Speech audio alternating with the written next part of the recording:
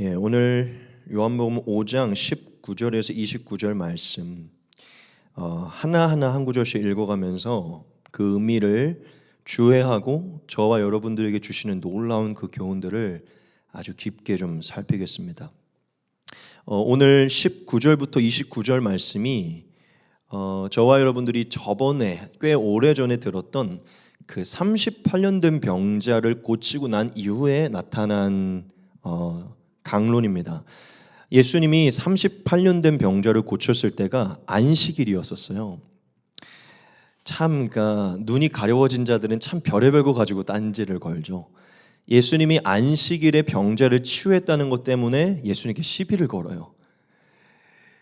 38년 동안 못 일어난 자가 일어난 하나님의 권능을 보여줬는데 안식일에 했다고 넌 하나님의 사람이 아니라는 거예요. 눈이 가려워지니까 그렇게 되는 거죠. 그래서 그 병자를 불러다 놓고 예수님께 유대인들이 따져요. 너가 계명을 어겼다. 사실 계명을 어긴 게 아닌데 본인들이 그렇게 얘기해요. 근데 그때 예수님이 그랬어요.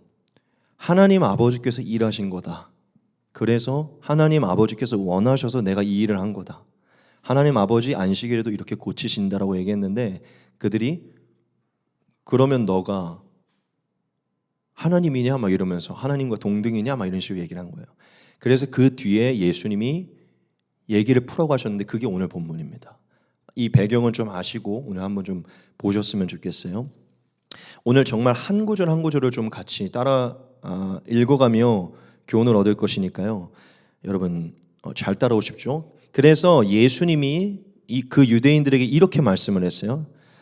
그러므로 예수께서 그들에게 이르시되 내가 진실로 진실로 너희에게 이르노니 아들이 아버지께서 하시는 일을 보지 않고는 아무것도 스스로 할 수 없나니 아버지께서 행하시는 그것을 아들도 그와 같이 행하느니라. 아멘. 여기서는 지금 38년 된 병자를 고친 이후에 예수님이 이 얘기를 하셨기 때문에 무슨 얘기를 한 것입니까? 하나님 아버지께서는 여전히 창세 때부터 병든 자, 연약한 자들을 돌보시고 고치는 일들을 해왔기 때문에 나는 그것을 이미 보고 알고 있기 때문에 그 일들을 동일하게 행하고 있는 것이다라고 예수님이 말씀을 하신 것이에요. 자, 여기서 보면 예수님이 이렇게 얘기했죠. 아버지께서 하시는 일을 보고서 나도 그와 같이 한 것이다. 아버지께서 하시는 일을 내가 보고 그 일들을 동일하게 한 것이다라고 얘기를 했어요. 그렇죠? 자, 이 말을 조금 우리가 그냥 말 그대로 보면 마치 그림이 어떻게 펼쳐집니까? 우리가 예수님이 오기 전에 일을 한번 봐볼게요. 이 말을 그대로 보면 영이신 하나님이 구약 때도 병들고 치료가 필요한 자들에게 찾아가셔서 만나시고 막 역사를 일으키셨었죠. 뭐 사렙다 과부든 뭐 나아만 장군이든 뭐 그런 일들이 있었죠. 아이가 없는 한나에게 찾아가서 아이를 주시기도 하고요. 그러니까 선을 계속 하나님이 구약에 베푸셨죠. 근데 예수님이 뭐라고 하셨죠? 아버지가 하는 일을 봤다 그랬어요. 이 말 그대로 보면 마치 예수님이 오시기 전에 아버지의 옆을 이렇게 졸졸 따라다니면서 하나님이 어떤 일을 했는지를 마치 이렇게 옆에서 졸졸 따라다니면서 본 것 같아요. 그렇죠, 마치. 그런데 예수님이 여기서 하신 말씀은요, 무슨 얘기냐면 내가 아버지 옆에 따라다니면서 아버지께서 하신 일을 봤다고 그분과 자기를 이렇게 나눈 게 아니라요. 나는 이미 아버지 안에서 아버지께서 하는 일을 다 보고 있었고 그 말은 즉 나는 아버지의 품속에 있었던 하나님이라는 것을 얘기하는 거예요. 이해되십니까? 이미 구약 때부터 내가 그 하나님이었고 그 하나님으로서 내가 행했던 일을 지금 아들의 모습, 사람의 모습으로 와서 그대로 행하는 거다라고 얘기하는 거예요. 즉 지금 예수님이 38년 된 병자를 고치는 이 일은 갑자기 예수님이 행하신 일이 아니라 구약에서 하나님이 예수님의 몸으로 입고 오기 이전부터 하나님이 비천하고 연약하고 가난한 자를 돌보시고 했던 그 행동을 육신의 몸을 입고 오셔서 그대로 행하고 있다는 것을 얘기하는 것이에요. 믿으십니까? 즉 예수님이 지금 이렇게 얘기하는 것 같아요. 이것을 한번 보겠습니다. 내가 곧 너희의 아버지이다. 내가 육신의 몸으로 오기 이전에 너희에게 행하던 그 일들을 지금 육신으로 와서 그대로 행하고 있는 중이다. 내가 구약에서 행하던 그것을 이제 너희의 눈에 보이도록 그대로 그와 같이 행하고 있는 것이다라고 말씀하신 거예요. 지금 이해되십니까? 아버지께서 하시는 것을 보고서 했다는 것, 사실은 그 하나님의 일이 바로 내 일이다. 내가 그 아버지고 그 아버지의 일을 육신의 몸을 입고 와서 행하고 있는 것이다. 즉 하나님과 자기가 하나라는 것을 얘기한 것입니다. 믿으십니까? 즉 예수님은 지금 이 말씀을 통해서 자신이 하나님이심을 증거한 것이고, 자기는 육신의 몸 안에서 하나님이 행하셨던 그 일들을 지금 예수의 몸으로 이 땅에서 그대로 행하고 있다는 것을 말씀한 것이에요. 우리가 예수님이 빌립에게 대놓고 이렇게 말씀하신 적이 있습니다. 같이 한번 보겠습니다. 예수께서 이르시되 내가 곧 길이요 진리요 생명이니 나로 말미암지 않고는 아버지께로 올 자가 없느니라. 너희가 나를 알았더라면 내 아버지도 알았으리로다. 이제부터는 너희가 그를 알았고 또 보았느니라. 빌립이 이르되 주여 아버지를 우리에게 보여주옵소서. 그리하면 족하겠나이다. 예수께서 이르시되 빌립아 내가 이렇게 오래 너희와 함께 있으되 네가 나를 알지 못하느냐? 나를 본 자는 아버지를 보았거늘 어찌하여 아버지를 보이라 하느냐? 내가 아버지 안에 거하고 아버지는 내 안에 계신 것을 네가 믿지 아니하느냐? 내가 너희에게 이르는 말은 스스로 하는 것이 아니라 아버지께서 내 안에 계셔서 그의 일을 하시는 것이라. 내가 아버지 안에 거하고 아버지께서 내 안에 계심을 믿으라. 그렇지 못하겠거든 행하는 그 일로 말미암아 나를 믿으라. 아멘. 여러분 이거 정말 신비로운 거예요. 우리가 구약에서 성경에서 하나님이 비천하고 가난한 자들에게 도우시고 사랑과 은혜를 베푸셨던 그 모습을 우리가 말씀으로 보잖아요. 근데 사실 말씀으로만 볼 때 그게 좀 추상적이에요. 하나님이 어떻게 도우셨고 그들을 정말 어떻게 사랑하셨고 얼마나 긍휼히 여겼는가. 그런데 그 구약에서 추상적으로 행하셨던 그 영이신 하나님이 실제적으로 육신의 몸을 입고 오셔서 예수님으로 하나님이 하셨던 그 일을 육신의 몸으로 지금 땅 위에서 그대로 행하시는데, 그 예수님이 행하신 그 일들을 보면 구약에서도 하나님이 이와 같이 우리를 사랑하셨고 그걸 느낄 수 있는 것이죠. 예수님이 그렇게 얘기한 거죠. 내가 아버지고 너희가 나를 보면 아버지를 본 거고 내가 하는 일을 보면 아버지가 하는 일을 본 것이다. 할렐루야. 태초부터 하나님은 예수님과 같은 성품이었고요. 즉 지금 우리가 하나님이라는 분을, 그분의 일을 누구 안에서 정확하게 볼 수 있냐면 예수님이에요. 예수님을 보면 영으로 살아계셨던 하나님이 어떤 성품인지 예수님으로 확증된 거고요. 예수님의 일하심과 용서와 사랑을 보면 이미 구약에서부터 하나님이 우리를 어떻게 사랑하셨고 용서하셨는지를 다 볼 수 있어요. 그가 행하셨던 일을 지금 그대로 행하는 거고 지금 행하는 일이 이전에도 있었던 일이기 때문이죠. 믿으세요? 지금 그것을 강조한 것이에요. 제가 아주 중요한 것을 여러분들에게 말씀드릴 것인데, 여러분 구약에 예수님이 등장할까요? 안 등장할까요? 등장해요. 이걸 설명드릴게요. 구약에 십자가의 대속이 등장할까요? 안 등장할까요? 등장합니다. 무슨 얘기를 하고 싶냐면 예수라는 이름만 등장하지 않았을 뿐 구약에 등장한 우리가 성부 하나님의 그 성부 하나님은 성자 하나님과 하나이세요. 성경을 자세히 살펴봅시다. 여러분 예수님은 이렇게 좀 이렇게 생각을 해봅시다. 그렇죠. 예수님은 우리의 모든 허물을 덮어주시는 분이셨죠. 그런데 처음 창세기 때 보면 하나님이 아담과 하와에게 가죽옷을 입혀주시고, 그렇죠. 그리고 예수님은 교회를 지으셔서 교회를 통해 멸망받을 자들을 구원하는 분이시죠. 그런데 노아를 통해서 방주를 만들게 하셨어요. 거기에서 지금 예수님의 사역들이 다 나타나고 있죠. 그리고 예수님은 우리에게 어린 양으로 오셨는데 출애굽 때 하나님이 어린 양을 두셨어요. 다 예수님이 등장하고 있는 것이죠. 예수님은 우리를 세상에서 건져내 주셨는데 하나님이 애굽에서 홍해를 건너서 세례를 받게 하시고 가나안으로 들어가게 하셨어요. 예수님의 사역이죠. 믿으십니까? 십자가의 대속만 등장하지 아니했을 뿐 우리는 동문의 죄사로 죄사함이라는 것을 이미 계시하신 것을 볼 수 있어요. 믿으십니까? 항상 하나님은 구약에서도 뭘 나타내셨냐면 예수님의 몸으로 오셔서 행하실 일들을 구약에서도 이미 나타나셨어요. 지금 제가 여러분에게 뭐 때문에 이 얘기를 하냐면 예수님이 지금 육신의 몸을 입고 오셔서 행하시는 가난하고 병들고 비천하고 연약한 자들을 치유하고 회복하시는 일들은요, 예수님이 나타나서 갑자기 등장한 사건들이 아니라 예수님이 십자가의 대속을 행하는 것은요, 예수님이 오셔서 갑자기 행한 사건이 아니라 사실은 창세 때부터 계속 하나님이 시기와 때마다 계시하시고 행하셨던 일들이에요. 믿으세요? 그래서 예수님이 나는 갑자기 나타나서 이 일을 하는 게 아니라 너희가 범죄한 순간부터 너희를 죄에서 건지시려 구원하시려 이 구원의 플랜을 행하시고 긍휼히 여기시고 용서하신 그 아버지의 일들을 그대로 해왔던 걸 내가 지금 하고 있는 것뿐이다 라고 얘기한 거예요. 이해되시죠? 그러므로 저와 여러분들이 예수님의 성품과 사역과 특별히 십자가의 대속을 보고서 다시 구약 성경을 보잖아요. 하나님이 정말 우리를 원래 예수님처럼 사랑하셨고 용서하셨고 용납하셨고 오래 참으셨고 받아들이셨구나라는 것을 이해할 수 있어요. 믿으십니까? 여러분, 우리 첫 번째 이 19절에서 저와 여러분들이 정확하게 알아야 돼요. 그게 무엇입니까? 네.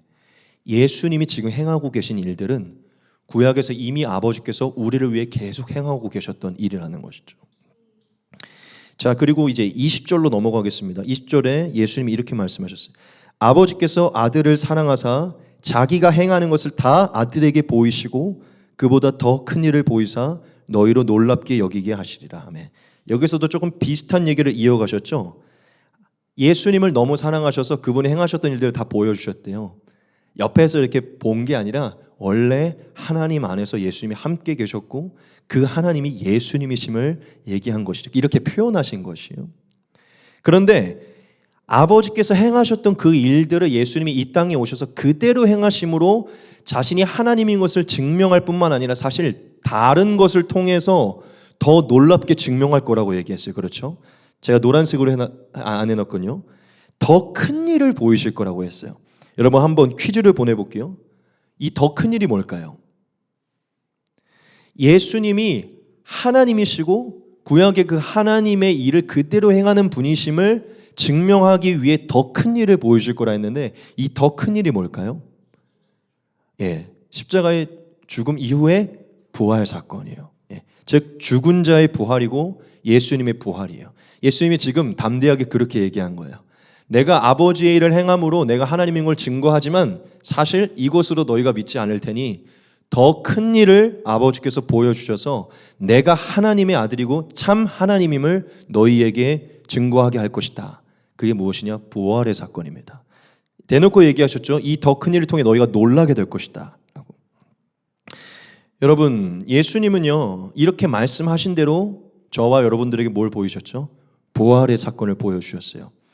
당시에 살았던 많은 사람들이 예수님의 치유와 회복의 기적을 보면서 예수님이 정말 하나님의 아들이 맞나 보다라고 생각했지만요, 궁극적으로 그들이 완전히 변화된 순간은요 예수님이 부활한 것을 봤을 때예요. 믿으십니까? 지금 예수님은 그것을 예언한 것이에요. 너희가 더 큰 일을 보아야 놀랍게 나를 믿게 될 것이다.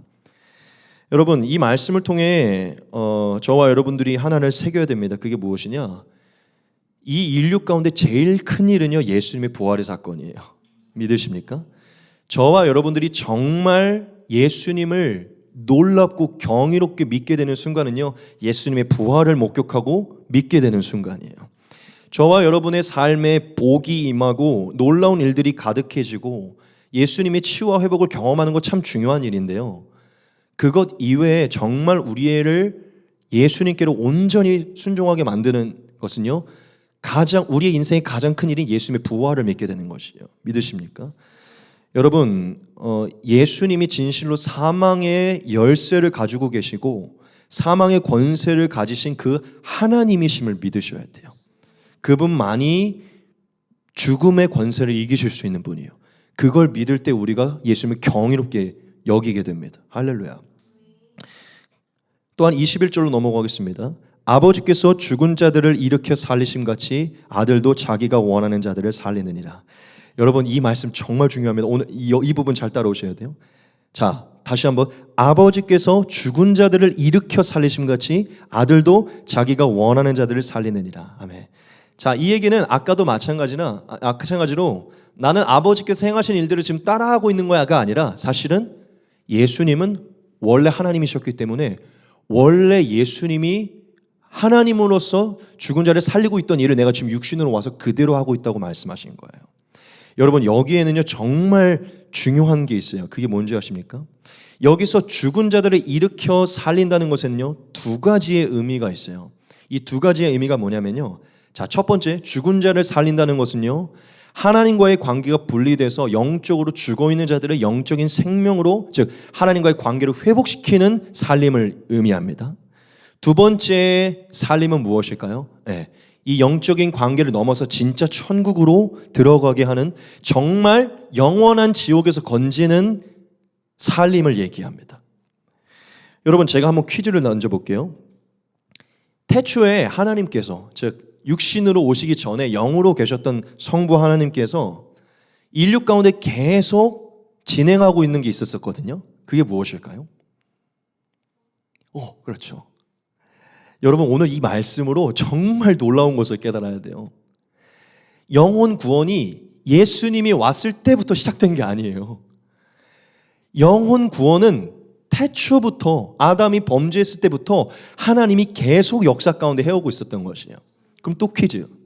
예수님이 오시기 이전에 천국으로 간 사람이 있을까요, 없을까요? 있죠.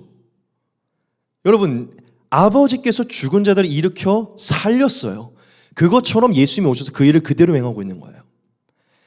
여러분, 영혼 구원이 예수님이 오심으로부터만 시작된 게 아니에요. 영혼 구원은 이미 하나님께서 예비하신 것을 해오셨던 일들이에요. 여러분들이 그것을 설명할 것입니다. 여러분, 하나님은요 태초부터, 즉 아담이 범죄한 이후로부터 하나님이 택하시고 예정하시고 부르셔서 하나님과 관계하여 생명을 가져 하나님을 믿게 한 사람들을요 구원하고 계셨어요. 여러분, 그것을 믿으셔야 돼요. 즉 예수님이 오시기도 전부터 영생 줄 자들을, 택하신 자들을 부르고 계셨고, 그들을 통해 예표를 하고 계셨고, 그들을 천국으로 인도하고 계셨어요. 그런데 그 구원이 언제 폭발적으로 전 세계로 이루어졌냐? 예수님이 오시고부터죠. 믿으세요? 하나님이 해오셨던 그 영혼 구원의 역사를, 이스라엘에 국한되어 있던 그 영혼의 구원의 역사를요 예수님을 통하여서 온 이방에게 폭발적으로 주시려고 하신 것이에요. 예수님이 오심과 동시에만 죽은 자들이 살아난 게 아니라 하나님이 이제껏 이미 예수님으로서 해오고 계시던 일을요 그대로 세계 가운데 퍼뜨리는 것이. 그래서 예수님이 아버지께서 죽은 자를 일으켜 살리신 그 일들을 내가 그대로 행하는 것이다 라고 얘기한 것이에요. 여러분, 여러분들의 눈을 열기 위해서 예수님께서 천국에 하나님이 택하셨고 부르셨고 하나님을 경험하게 하시고 하나님을 믿게 한, 그때도 하나님을 믿음으로 이들이 구원을 받은 거거든요. 오늘날 우리가 예수님을 믿어서 구원받았듯이요 아브라함도 그의 후손들도요 하나님을 믿어서 구원받은 거예요.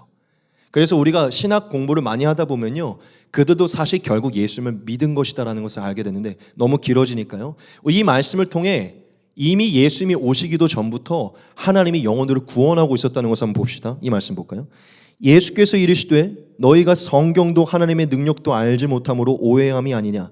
사람이 죽은 자 가운데서 살아날 때에는 장가도 아니가고 시집도 아니가고 하늘에 있는 천사들과 같으니라. 죽은 자가 살아난다는 것을 말할진대 너희가 모세의 책 중 가시나무 떨기에 관한 글에 하나님께서 모세에게 이르시되 나는 아브라함의 하나님이요 이삭의 하나님이요 야곱의 하나님이로라 하신 말씀을 읽어보지 못하였느냐. 하나님은 죽은 자의 하나님이 아니요 산 자의 하나님이시라. 너희가 크게 오해하였도다 하시니라. 아멘.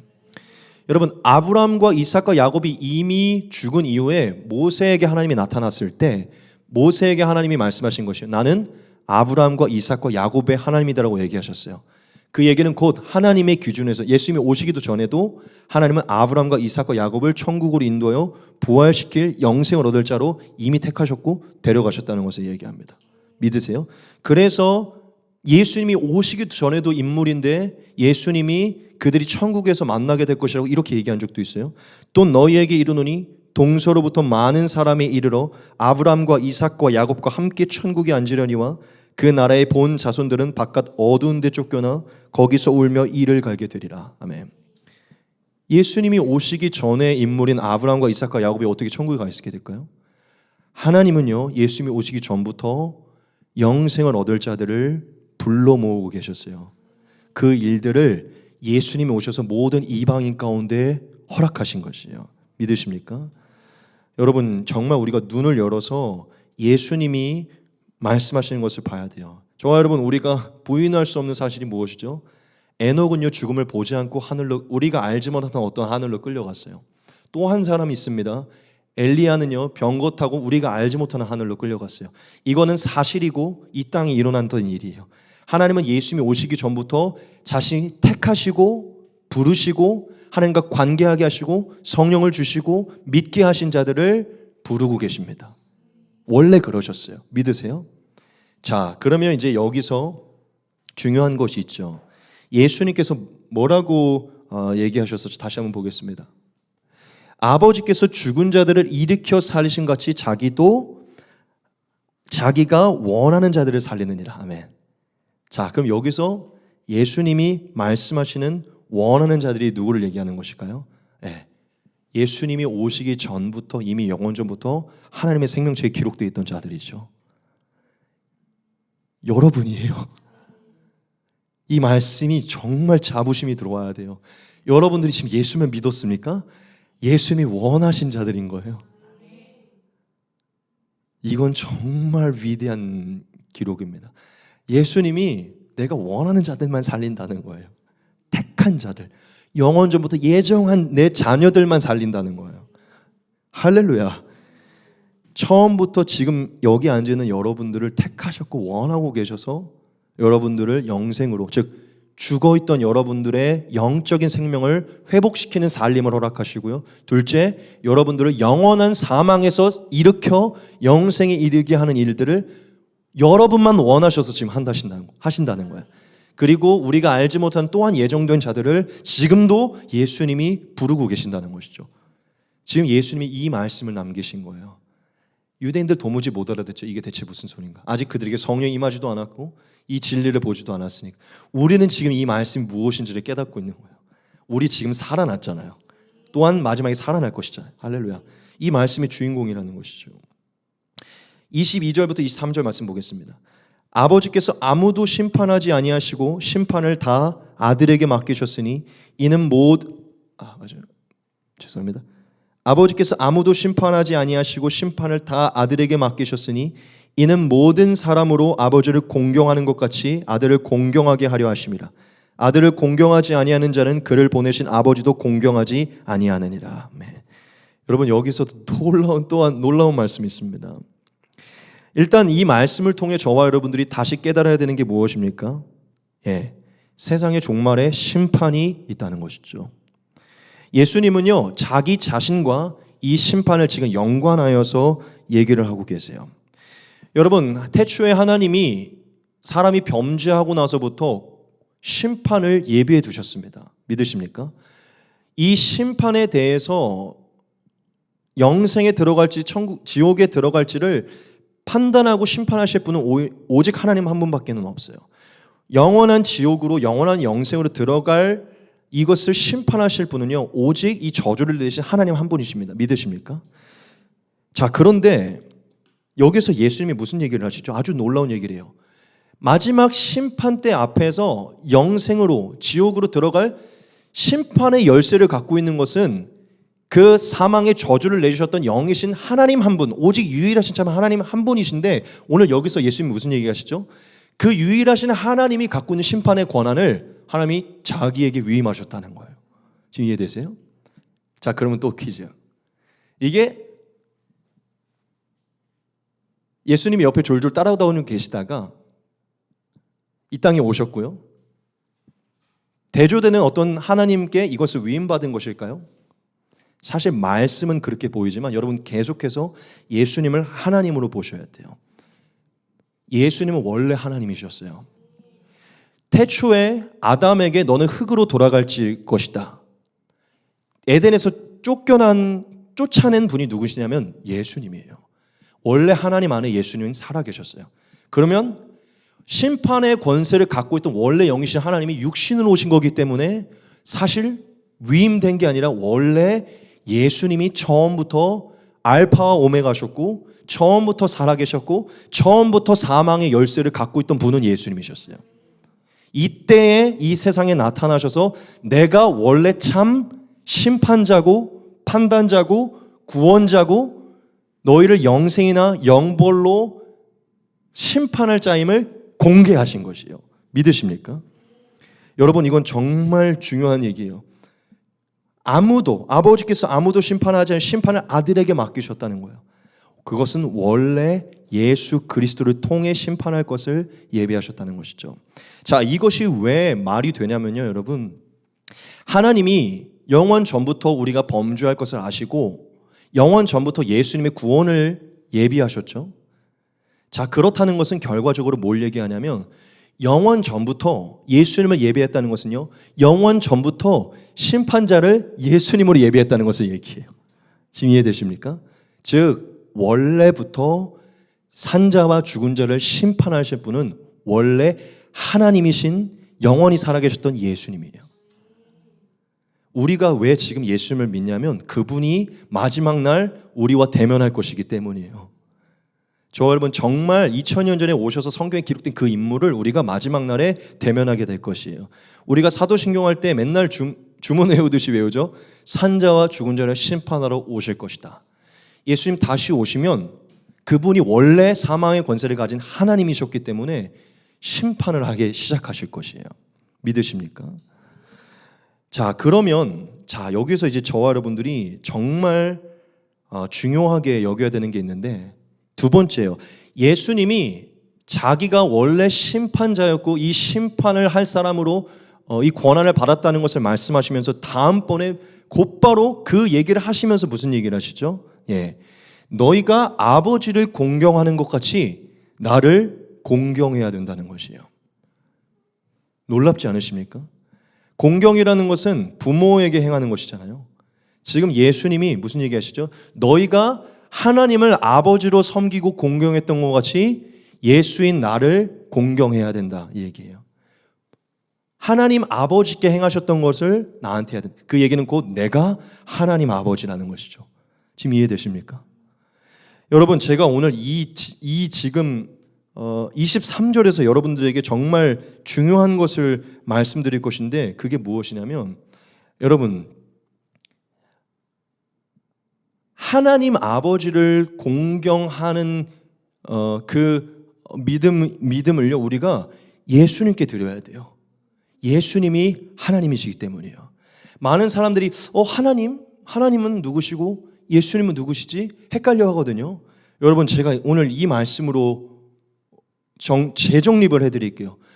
하나님을 부를 때 여러분이 예수님을 부르는 것이에요. 예수님을 부르면 하나님을 부르는 것이에요. 성령을 부르면 예수와 하나님을 다 부르는 것이에요. 예수님을 부르면 하나님과 성령을 부르는 것이에요. 여러분, 계속해서 이 진리를요, 머릿속에 잘 새기셔야 돼요. 예수가 하나님이에요. 원래 영원 전부터 살아계셨던 하나님이에요. 그래서 예수님이 이렇게까지 얘기한 거예요. 야, 하나님을 공경하니 그 공경을 이제 나한테 해야 된다라고까지 얘기하신 거예요. 예수가 하나님이시기 때문에. 여러분, 하나님을 부르면 다른 사람을 부르고 예수님을 부르면 다른 사람을 부르는 게 아니라 예수님을 부르고 예수님을 찬양하고 예수님을 공경하고 예수님의 말씀을 지키는 게 하나님을 섬기는 것이에요. 지금 이해되십니까? 산자와 죽은 자에게 사망의 저주를 풀어주실 수 있는 유일한 분은 하나님이신데 그게 예수님이에요. 예수가 유일한 하나님이시고 심판자이시고 구원자이십니다. 할렐루야.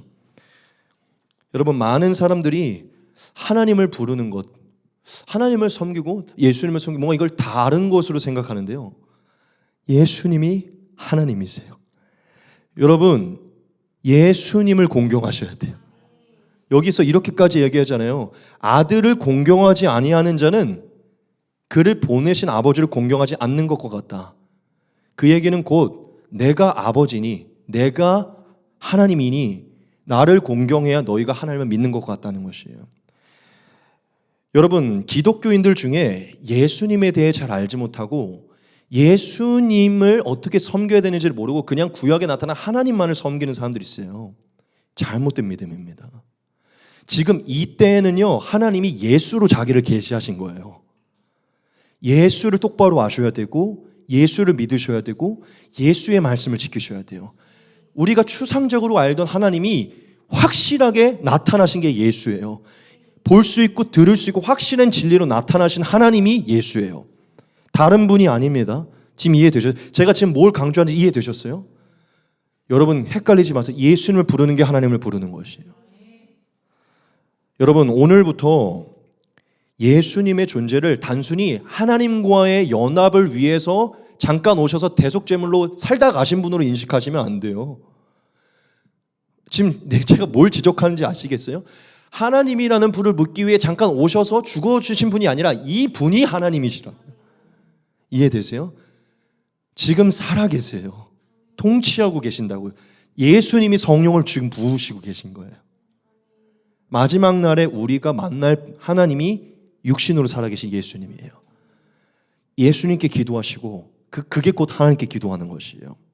예수님을 섬기시고 예수님을 찬양하셔야 돼요. 하나님을 찬양할 때 곧 예수님을 찬양하는 거예요. 지금 꼭 제 얘기를 잘 이해하시기 바랍니다. 예수님이 하신 말씀이에요. 예수님은 심판의 권한을 위임받았다는 이러한 표현으로 자기가 하나님이심을 말씀하신 것이고, 공경해야 된다는 표현으로 자기가 하나님이심을 또한 말씀하신 것이에요. 24절입니다. 내가 진실로 진실로 너희에게 이르노니 내 말을 듣고 또 나 보내신 이를 믿는 자는 영생을 얻었고 심판에 이르지 아니하나니 사망에서 생명으로 옮겼느니라. 아멘. 이 말씀은 사실 더 설명할 필요가 없습니다. 예. 내 말을 듣고 또 나 보내신 이를 믿는 자, 즉 내가 곧 하나님의 아들이고 하나님과 함께 있고 내가 하나님이심을 믿는 자가 영생을 얻을 것이라는 것이죠.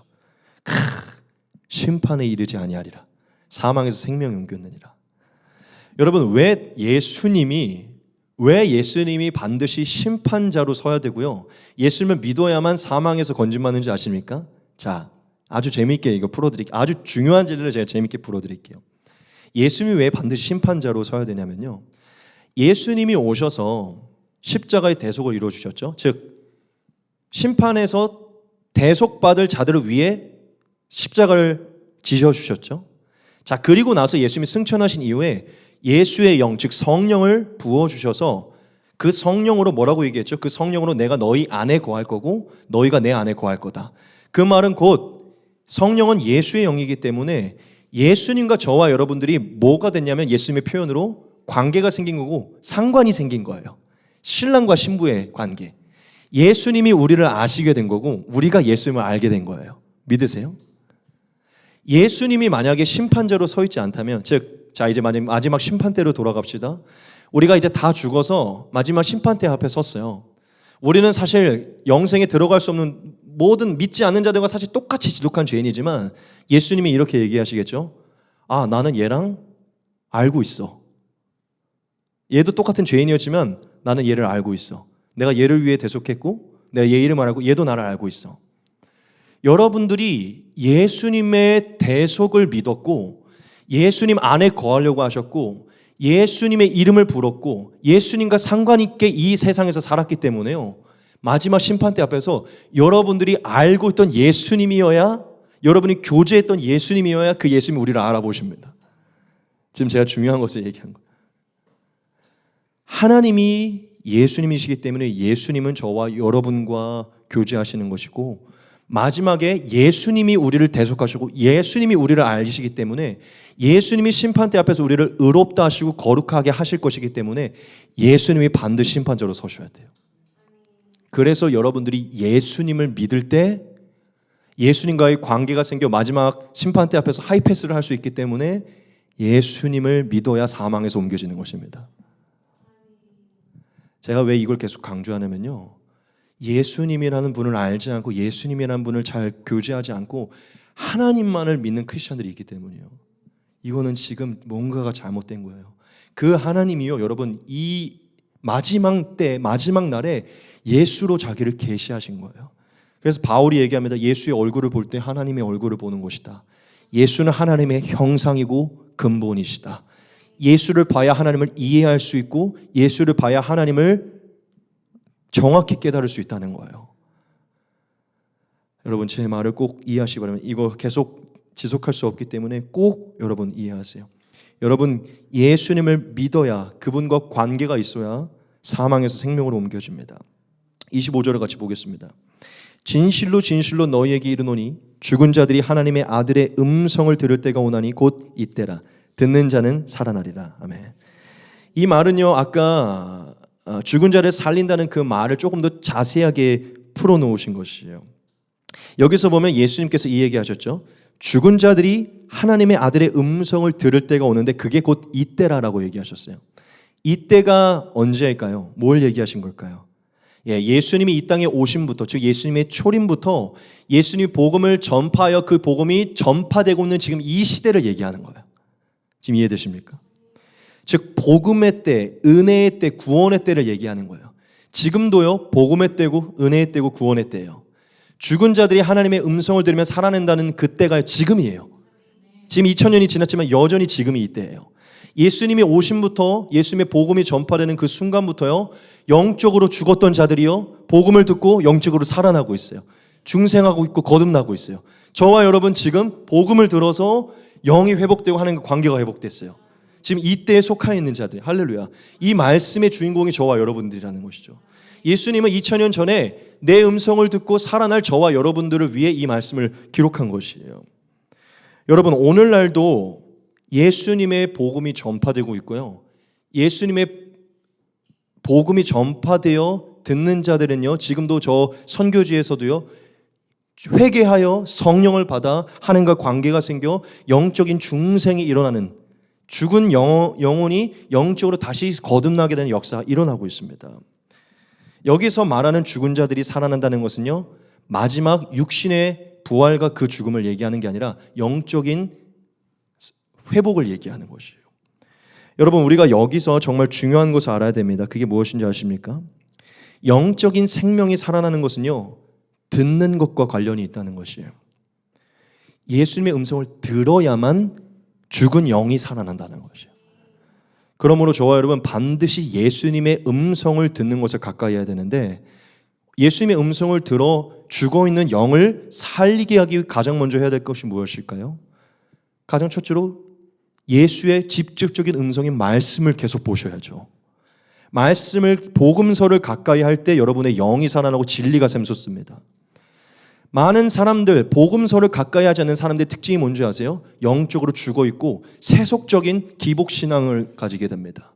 참 예수님의 복음 안에 영생의 소망을 갖지 않고 구약 성경의 축복만을 읽는 사람들은요 세상에 완전히 함몰돼서요 기복 시간에 갇혀서 영적으로 죽어요. 하지만 예수님의 음성을 직접적으로 듣는 자는요, 즉 복음서를 통해 예수님의 진실로 전파된 진리를 받아들인 자는요 계속해서 이 영생의 소식에 들어가게 됩니다. 자, 그리고 두 번째, 어떻게 예수님의 음성을 들을 수 있습니까?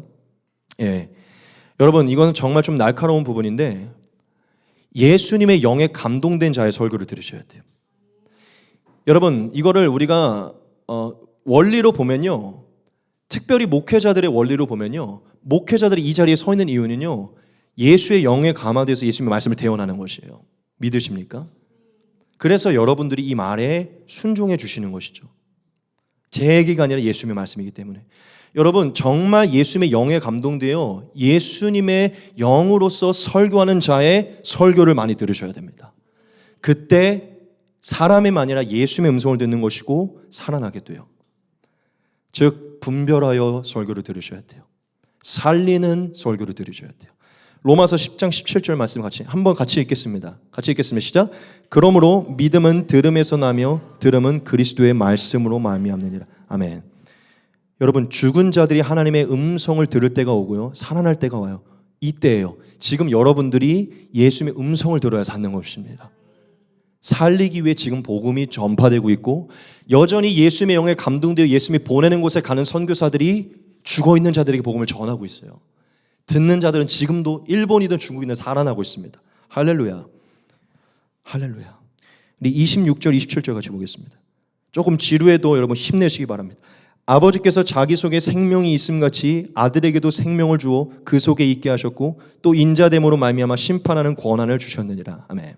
그래서 비슷한 말씀도 하셨어요. 자, 여러분 여기에도 예수님이 본인이 하나님이심을 증거한 것을 정확히 볼 수 있습니다. 자, 아버지께서 자기 속에 생명이 있음같이라고 얘기했어요.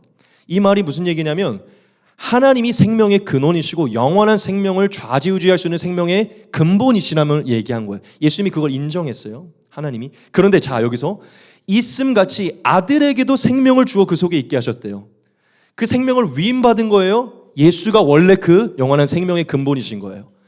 예, 표현을 예수님이 계속 그렇게 하시지만 사실 예수님은 원래 생명의 근원이신 거예요. 예수님 자체가 영생이신 거예요. 지금 이해되세요? 여러분, 그래서 예수님이 내 살과 피를 먹어야 너희가 영생을 얻을 수 있다 하신 거예요. 영으로 살아계셨던 생명의 근원이시고 영원한 생명의 주인이신 유일하신 하나님이 육신으로 오신 거예요. 그분 안에 생명이 있음 같이 예수님 안에 생명이 있는 거예요. 예수가 하나님이시고 생명의 근원이시고 그분만이 사람에게, 피조물에게 영원한 생명을 줄 수 있는 분이에요. 이해되셨죠? 구약에서 하나님이 피조물들에게 생명들에게 호흡을 주시고 생명을 주시고 계셨었거든요. 지금 그 일을 예수님이 하고 계신다고요. 예수님이 후 하면서 생기를 주시죠. 하나님이 지금 주시는 게 아니라 예수님이 주고 계신 거예요. 하나님이 하시던 일을 예수님이 그대로 하고 계신다고요. 지금 하나님 우편에 앉아 계셨어요. 예수님 그대로 저와 여러분들에게 하나님이 하셨던 그 일들을 하나님으로서 하고 계십니다. 할렐루야. 저와 여러분, 예수님을 믿으셔야 되고 예수님을 믿어야만 그분 안에 있는 영원한 생명이 내게 흘러넘친다는 것을 믿으셔야 돼요. 그러면서 그 영원한 생명을 얘기하시면서 또 한 번 심판을 얘기하시죠. 왜 그러냐? 너희가 심판에서 통과하여 영생에 이르기 위해서 생명을 나눠주고 생명의 근원인 내 안에 들어와야 된다는 거죠. 이해되십니까? 여러분, 예수님 영생 그 자체이세요. 예수님이 하나님이기 때문이요. 제발 이걸 잘못된 정립을 버리셔야 돼요. 하나님이 대속죄물을 보내셔서 잠깐 대속하기 위해 왔다 가신 분이 아니라 그분이 영생이에요. 그분이 우리 안에 계셔야 되고 그분 안에 우리가 거해야 됩니다. 그래서 예수님이 내가 포도나무고 너희가 가지다. 만약 예수님이 본인이 그냥 대속죄물로만 왔다 가신다면 이렇게 얘기하지. 나는 대속죄물로 가지만 너희는 하나님께 붙어 있어야 된다라고 얘기해야죠. 예수님은 하나님께 붙어 있으라고 얘기하지 않고 본인이 하나님이시기 때문에 내게 붙어 있어야 된다고 얘기해요. 내 안에 거해야 된다. 예수님이 계속해서 하나님을 아버지라 칭하시는 이 모든 것은요, 그가 인간으로서 참 사람으로서 하나님을 어떻게 경외하시는지를 본을 보이신 거예요. 분리된 것이 아니라 한 몸이신 거죠. 그분처럼 우리가, 그분이 하나님을 대했던 우리가 예수님을 그렇게 대해야 되는 것이에요. 지금 제가 보고 있는 지점까지 잘 따라오시는지 모르겠지만 일단 많이 묵상하시기 바랍니다. 자, 마지막 기록입니다. 조금만 더 힘을 냅시다. 28절 29절입니다. 이를 놀랍게 여기지 말라. 무덤 속에 있는 자가 다 그의 음성을 들을 때가 오나니 선한 일을 행한 자는 생명의 부활로 악한 일을 행한 자는 심판의 부활로 나오리라. 아멘. 자, 이것 25절 말씀과 좀 비슷하죠. 죽은 자가 음성을 들을 때가 온다. 25절에서도 그 얘기하셨었죠. 그런데 제가 얘기했죠. 그때는 뭐였다고요? 네, 죽어있던 영적인 생명이 살아나는 것이라고. 그럼 여기서 죽은 자가 음성을 들을 때가고 말하는 것은요, 어떠한 죽음에서 살아나는 걸까요? 네, 마지막 영원한 육신의 부활을 통해 영원한 심판으로 이르느냐 생명으로 이르느냐 이 죽음을 얘기하는 것이에요. 지금 예수님이 두 번 다 언급하신 거예요. 이 강론에서 마지막에 언급하셨죠. 자, 여기서 예수님이 얘기하셨죠. 정확하게 얘기했어요. 무덤 속에 있는 자가 다 그의 음성을 들을 때가 올 것이다. 여러분, 마지막 종말의 때에 어떤 일이 벌어진다고 성경에 써 있냐면요, 지금 이스라엘에 가게 되면요, 구약에 있었던 사람들도 부활의 그것을 믿었기 때문에 무덤 속에 있었던 영혼들이 부활할 것을 이스라엘 사람들도 지금 믿고 있어요. 그들은 예수님은 안 믿지만 그 부활의 신앙을 갖고 있어서요, 이 예루살렘 주변에 다 무덤을 만들어놔요. 마지막 그들이 아는 메시아가 와서 그들의 나라를 회복할 때 이 무덤에서 우리가 부활할 거라고 믿고 있기 때문에 그들이 성전 바로 옆에 무덤을 쌓아놓고 있어요. 지금 그러한 개념을 예수님도 알고 계시고요. 지금 사실은 그게 기독교에서 어떤 부분과 같습니다. 마지막 날 예수님이 오실 때 어떤 일이 일어나냐면 죽어있던 모든 사람, 예수님을 믿었든 안 믿었든 모든 인류가요 다 예수님 앞에 부활하여 서게 돼요. 믿으십니까? 그게 성경에 기록되어 있는 거예요, 여러분. 지금 예수님이 얘기하셨죠? 예수님이 내다보고 있는 그 진리를 얘기한 거예요. 마지막 날 내 음성이 들리는 어떤 순간에 무덤 속에 잠자고, 그때는 저와 여러분들도 다 마찬가지. 우리가 어디에 묻힐지 모르겠지만 마지막 날 예수님이 오실 때 우리가 그 무덤에서 다 우리의 육신이 다 부활하여서 예수님 앞에 심판받기 위해 모든 이 땅 위에 아담으로부터 태어났던 모든 사람이 심판받기 위해 서게 될 것이에요.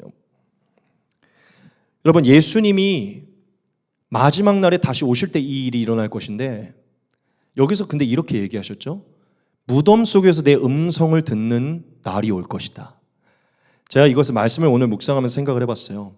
예수님이 오셨을 때 온 인류에게 한 명령을 내리시겠죠. 천둥처럼, 정말 우레소리처럼 다 일어나라. 태초에 모든 만물이 뭘로 지어졌죠? 말씀으로. 말씀으로 지어졌기에 우리 인간은요, 말씀으로 명령을 듣고 말씀으로 행동할 수밖에, 말씀으로 다스림을 얻을 수밖에 없어요. 처음에도 말씀으로 지어졌고 우리의 마지막도요, 예수님의 말씀으로 일어나게 될 것이에요. 믿으십니까?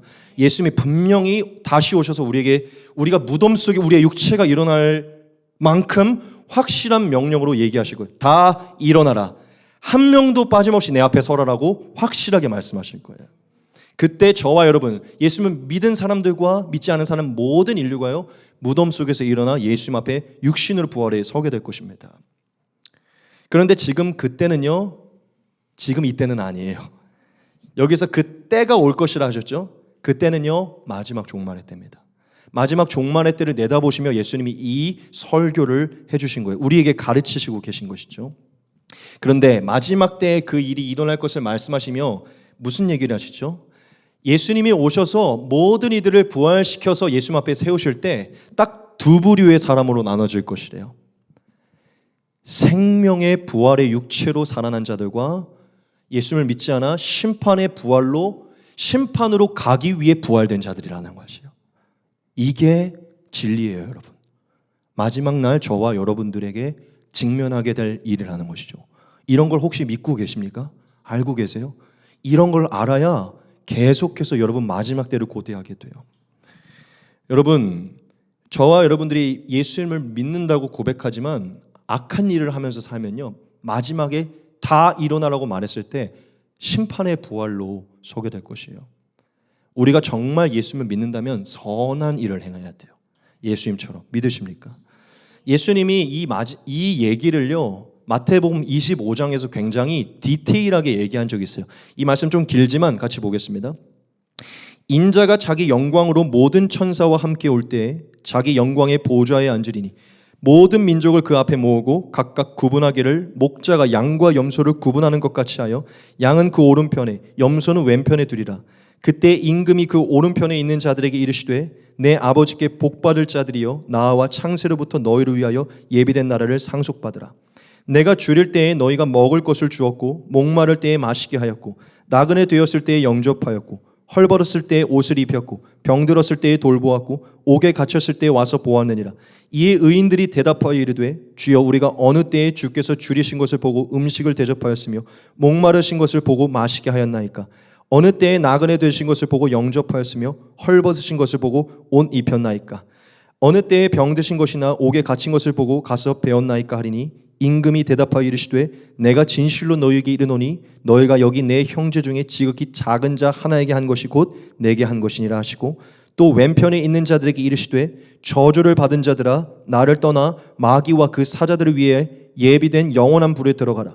내가 줄일 때에 너희가 먹을 것을 주지 아니하였고 목마를 때에 마시게 하지 아니하였고 나그네 되었을 때에 영접하지 아니하였고 헐벗었을 때에 옷 입히지 아니하였고 병들었을 때와 옥에 갇혔을 때에 돌보지 아니하였느니라 하시니 그들도 대답하여 이르되 주여 우리가 어느 때에 주께서 줄이신 것이나 목마르신 것이나 나그네 되신 것이나 헐벗으신 것이나 병드신 것이나 옥에 갇히신 것을 보고 공양하지 아니하더니까. 이에 임금이 대답하여 이르시되 내가 진실로 너희에게 이르노니 이 지극히 작은 자 하나에게 하지 아니한 것이 곧 내게 하지 아니한 것이니라 하시니 그들은 영벌에 의인들은 영생에 들어가리라 하시니라. 아멘. 아까 예수님이 마지막 29절에서 말한 선한 일은 자는 선한 생명의 부활로 악한 일을 행한 자는 심판의 부활로 말씀하셨죠. 그게 곧 양과 염소와 같은 것이에요. 오른편의 양과 같은 자들은요 바로 생명의 부활인 것이고요, 예수님을 따라 자신을 헌신하지 않고 지극히 작은 자 하나를 섬기지 않은 무늬만 크리스천들, 무늬만 예수님을 믿지 않은 자들은요 염소와 같이 심판의 부활로 가게 될 것이에요. 저와 여러분, 여러분에게 겁을 주려고 하는 게 아니라 마지막 예수님이 다 일어나라, 내 앞에 한 명도 빠짐없이 다 서라라고 얘기할 때 이 마지막 때의 음성이 무덤에서 들리는 것은요 저와 여러분들에게는 환희의 음성입니다. 할렐루야. 저와 여러분들은 다 생명의 부활로 가게 될 것이에요. 그러기 위해 저와 여러분 지금부터 더 열심히 예수님을 공경하시고 예수님을 하나님으로 믿으시고 예수님의 삶을 본받아 그분의 말씀을 철저히 지켜서 예수님을 따라 사셔야 돼요. 할렐루야. 저와 여러분, 저는 오늘 이 마지막 29절 말씀을 보면서 뭘 깨달았는 줄 아십니까? 제 안에, 저는 원래 천국 소망으로 가득 차 있었던 사람인데 한 번 더 이 놀라운 영화 같은, 정말 영화보다도 더 영화 같은 이 순간을 꿈꾸게 됐어요. 마지막 날 예수님이 우리를 무덤에서 부르셔서 저는 반드시 제가 생명의 부활로 서게 될 줄 믿습니다. 우리를 오른편에 생명의 부활로 서 있을 때 여러분 그게 인생의 마지막인 것 같지만요 저와 여러분의 인생의 시작의 날이 되는 것이에요. 영원한 시작이 되는 것입니다. 지금 이해되세요? 저는 오늘 이 말씀 때문에 할렐루야. 여러분 무덤 속에 그분의 음성이 들을 때가 곧 다가옵니다. 그때가요 마지막이 아니라 우리에게는 진짜 참된 삶의 시작이에요. 죽음이 없는 영원히 살 수 있는 삶의 시작. 할렐루야. 할렐루야. 제가 오늘 이게 너무나 깊게 막 말씀 준비가 끝나자마자 무릎 꿇고 주님 타이핑 딱 끝나고 저장하자마자 바로 시작입니다. 주님. 할렐루야. 참된 가장 아름다운 부활의 육체로. 할렐루야. 제가 오늘 이 말씀을 준비하면서 내가 얼마나 더 예수님을 공경하고 예수님을 따랐고 예수님의 말씀을 예수님을 알아갖고 더 스스로 생각하게 됐어요. 여러분 생각보다 좀 지루했을 수도 있겠지만 주애가 중요하죠. 이 말씀을 어떤 하나를 가지고 가르칠 수 없습니다. 이 말씀 하나하나에 예수님의 깊은 것을 우리가 깊이 살펴보며 예수님의 그 내면의 그분의 진리의 상태를 우리가 함께 공감해야 돼요. 할렐루야. 요한복음에는 예수님의 설교와 강론이 굉장히 많아요. 그래서 앞으로 어떤 주제를 가지고 설교하는 이상으로 이 주제를 조금씩 길게 나올 때 이어갈 것입니다. 아마 다음 주에 다음 본문을 이어간다면 또 주제를 하게 될 수 있어요. 하지만 여러분 정말 중요합니다. 예수님이 말씀하신 것 안에서 진리를 깨닫고 우리에게 허락된 은혜들을 묵상하는 것. 할렐루야. 저 여러분 오늘 요한복음 5장 19절에서 29절 말씀을 좀 깊게 새겨서요. 예수님이 우리의 하나님이시고 구원자이시고 심판자이시고 영원히 사랑하고 따르고 순종하고 공경해야 될 참 하나님이심을, 그분이 영생이심을, 생명의 근원이심을 깨달으시기 바랍니다. 할렐루야. 여러분 하나님을 섬기는 그 마음을요 우리가 이제 예수님께 드려 예수님과 하나님을 동등으로 함께 섬겨야 되는 것입니다. 할렐루야. 예수님이 참 하나님이시고 하나님의 완전한 계시이기 때문이에요.